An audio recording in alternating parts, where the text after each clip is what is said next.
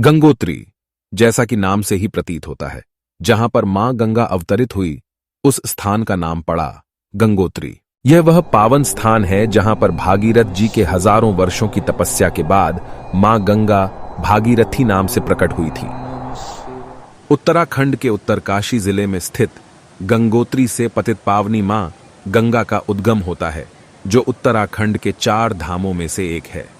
यहां से निकलकर गंगा ऋषिकेश में पहली बार पहाड़ों को छोड़कर मैदानी स्थल में प्रवेश करती हैं। लाखों करोड़ों श्रद्धालुओं के आस्था के केंद्र गंगोत्री धाम में देश से ही नहीं बल्कि विदेशों से भी हर वर्ष भारी संख्या में श्रद्धालु भागीरथी के दर्शन के लिए पहुंचते हैं। आपको बता दें कि गंगोत्री धाम में बहुत ज्यादा ठंड पड़ती है, इसीलिए अपने साथ में गर्म कपड़े अवश्य लाएं। हमने अपनी यात्रा का प्रारंभ दिल्ली से किया। दिल्ली से आगे मेरठ, मुजफ्फरनगर और हरिद्वार पार करके हम ऋषिकेश पहुंचे। फिर ऋषिकेश में कुछ समय व्यतीत करने के बाद हमने अपनी यात्रा को आगे बढ़ाया। ऋषिकेश से प्रस्थान करने के बाद हम देवप्रयाग होते हुए चंबा, उत्तरकाशी और हर्षिल जैसे मनमोहक रास्तों के लुभावने दृश्यों का आनंद लेते हुए हम मां गंगा के पवित्र धाम गंगोत्री पहुंचे। दिल्ली से लगभग 490 किलोमीटर की यात्रा करके हम गंगोत्री पहुंची। अगर आप यहां अपने वाहन में आते हैं तो आपको यहां तक आने में लगभग 12 से 14 घंटे लग जाते हैं। और अगर हम यहां पहुंचने के अन्य संसाधनों की बात करें, गंगोत्री यात्रा के लिए कोई रेल सेवा या एयरपोर्ट की सेवा वर्तमान में उपलब्ध नहीं है। आपको बता दें कि गंगोत्री धाम का मार्ग ऊंचे पहाड़ों से होकर आता है, इसलिए यहां रेलवे की सुविधा नहीं है। हरिद्वार और ऋषिकेश तक आपको ट्रेन व बस जैसे साधन मिल जाते हैं। यहां पहुंचने के बाद आपको गंगोत्री जाने वाली बस मिल जाएगी, जो दिन भर चलती रहती है। उससे आप सड़क मार्ग के द्वारा गंगोत्री पहुंच सकते हैं। वहीं अगर आप हवाई यात्रा से गंगोत्री पहुंचना चाह रहे हैं तो देहरादून एयरपोर्ट तक फ्लाइट पकड़कर आप यहां पहुंच सकते हैं। इससे आगे का सफर बस या टैक्सी से पूरा करना होगा। देहरादून एयरपोर्ट से पूरे दिन गंगोत्री, यमुनोत्री, केदारनाथ और बद्रीनाथ जाने के लिए बसों का संचालन होता रहता है। आप में से बहुत से लोगों को पता होगा कि गंगोत्री धाम में हमेशा सर्दियों का मौसम रहता है। दीपावली के बाद यहां भारी बर्फबारी होती है, जिसके कारण रास्ते और मंदिर पूरी तरह से बर्फ से ढक जाते हैं। गंगोत्री यात्रा पर जाने के लिए सबसे अच्छा समय सितंबर से अक्टूबर का होता है, क्योंकि इस समय ज्यादा भीड़-भाड़ का वातावरण नहीं रहता। यहां ठहरने और खाने पीने की व्यवस्था भी अच्छी रहती है।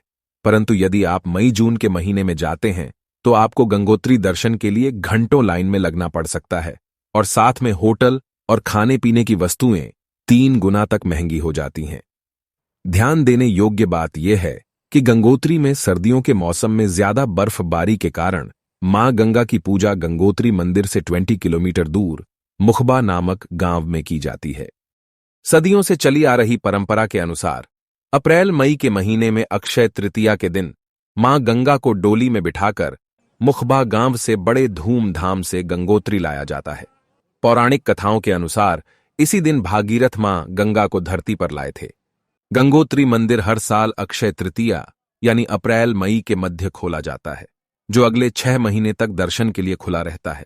फिर अक्टूबर-नवंबर में कार्तिक पूर्णिमा के दिन मंदिर के कपाट अगले 6 महीने तक के लिए बंद कर दिए जाते हैं।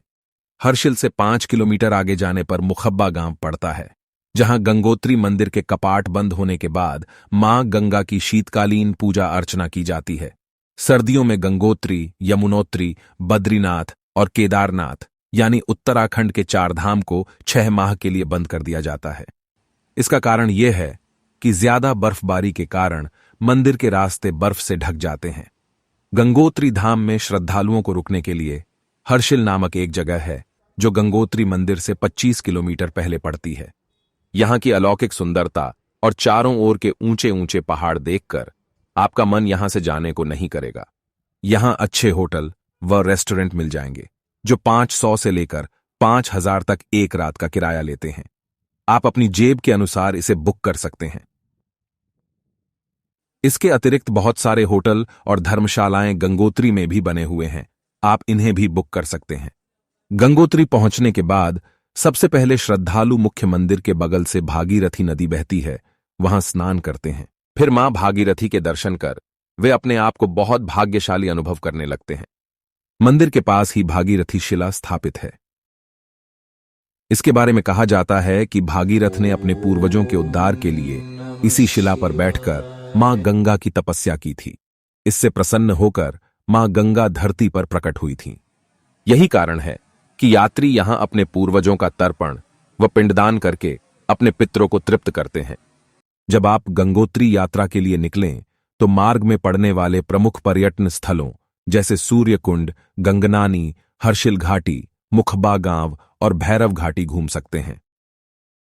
यह यात्रा 4 से 5 दिन के अंदर पूरी हो जाएगी। लेकिन अगर आप यमुनोत्री और गंगोत्री दोनों धाम एक बार में करना चाहते हैं तो इसमें आपको लगभग 1 सप्ताह लग सकता है। जो महत्वपूर्ण जानकारी हमें प्राप्त थी वह हमने आपको बताई, लेकिन इसके अलावा भी अगर आपका कोई प्रश्न है तो वह आप हमें कमेंट करके पूछ सकते हैं। अगर आप हमारे चैनल पर पहली बार आए हैं तो सब्सक्राइब जरूर करें। वीडियो को अंत तक देखने के लिए धर्मार्थ यात्रा चैनल आपका हृदय से धन्यवाद करता है। हर हर गंगे।